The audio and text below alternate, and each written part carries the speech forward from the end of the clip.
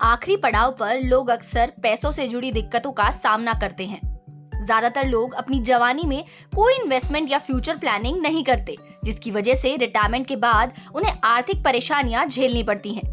आपने भी अपने आसपास ऐसे कई लोगों को देखा होगा जिन्होंने अपने जीवन में काफी पैसे कमाए, लेकिन कभी उसका सही तरीके से इस्तेमाल नहीं किया और अब बुढ़ापे में उन्हें काफी दिक्कतें झेलनी पड़ रही हैं।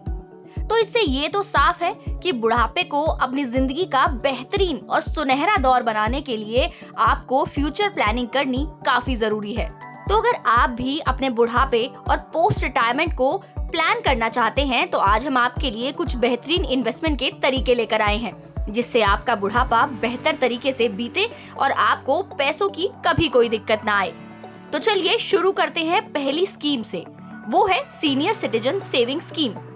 ये स्कीम सरकार द्वारा खास तौर पर उन लोगों के लिए चलाई जा रही है जिनकी उम्र 60 साल या इससे ज्यादा है। इसके अलावा 55 से 60 साल की उम्र के बीच जिन लोगों ने VRS लिया है वो भी इसमें निवेश कर सकते हैं। VRS का मतलब है वॉलंटरी रिटायरमेंट प्लान। बता दें कि फिक्स डिपॉजिट और सेविंग अकाउंट की तुलना में इस स्कीम में ब्याज दर काफी ज्यादा है।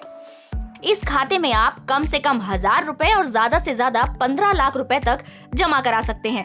इस स्कीम में निवेशकों को 7.6% का ब्याज मिलता है। वहीं केंद्र सरकार ने 1 जनवरी 2023 से इस स्कीम पर इंटरेस्ट रेट को 7.6% से बढ़ाकर 8% कर दिया है। इसके अलावा जमा राशि पर आपको तिमाही आधार पर भी ब्याज दिया जाता है। तो हुआ ना डबल फायदा। चलिए अब बात करते हैं दूसरे ऑप्शन की, और वो है फिक्स डिपॉजिट यानी कि FD। FD तो पुराने जमाने से लोगों का पसंदीदा निवेश का विकल्प रहा है। देश के सभी बैंकों में सीनियर सिटीजन्स के लिए इन्वेस्टमेंट के लिए FD की सुविधा उपलब्ध होती है। हालांकि सभी बैंकों में इस स्कीम पर इंटरेस्ट रेट अलग अलग होता है, लेकिन हाँ, हर बैंक में सीनियर सिटीजन के लिए ब्याज दरें आम ग्राहक से ज्यादा ही होती हैं। जैसे कि एक्सिस बैंक में 7.75%, तो ICICI में 7.5%। हालांकि इसमें इन्वेस्टमेंट की मिनिमम अवधि 5 साल की रहती है। तो चलिए अब बात करते हैं तीसरे निवेश के विकल्प की, जो है नेशनल सेविंग सर्टिफिकेट। ये इन्वेस्टमेंट स्कीम सीनियर सिटीजन्स को टैक्स से छूट पाने में मदद करती है। इस स्कीम को केंद्र सरकार द्वारा चलाया जा रहा है। इसके लिए कम से कम 5 साल की अवधि के लिए निवेश करना होता है। बता दें कि 1 जनवरी 2023 से इस पर इंटरेस्ट रेट को 6.8% से बढ़ाकर 7% कर दिया गया है। यानी कि इसमें भी आपको नए साल से ज्यादा इंटरेस्ट दिया जाएगा।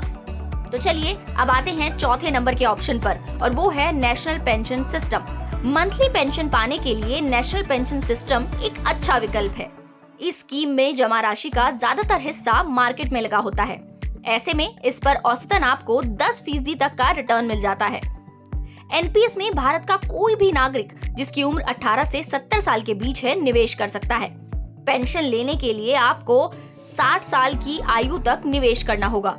हालांकि अगर खाता धारक को रिटायरमेंट के पहले ही इमरजेंसी फंड की जरूरत होती है तो आप रिटायरमेंट पर जमा राशि से 60% अमाउंट को निकाल सकते हो, जबकि इसमें 40% राशि को पेंशन में डालना जरूरी होता है।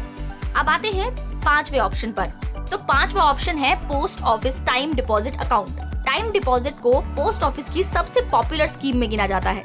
इस स्कीम के तहत 1, 2, 3 या 5 साल के लिए निवेश किया जा सकता है।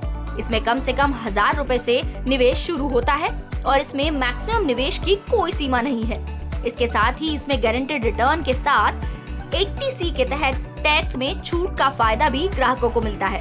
तो ये थे कुछ अच्छे इन्वेस्टमेंट ऑप्शंस। अगर आप भी अपने बुढ़ापे की इनकम को लेकर फिक्रमंद रहते हैं तो आप अपनी सुविधा के अनुसार इन निवेश के ऑप्शंस को चुनकर इसमें निवेश कर सकते हैं और इनमें बाकी स्कीम्स की तुलना में बेहतर रिटर्न भी प्राप्त कर सकते हैं। तो ऐसी ही कुछ खबरों के लिए आप देखते रहिए जागरण बिजनेस और जुड़े रहिए हमारे साथ।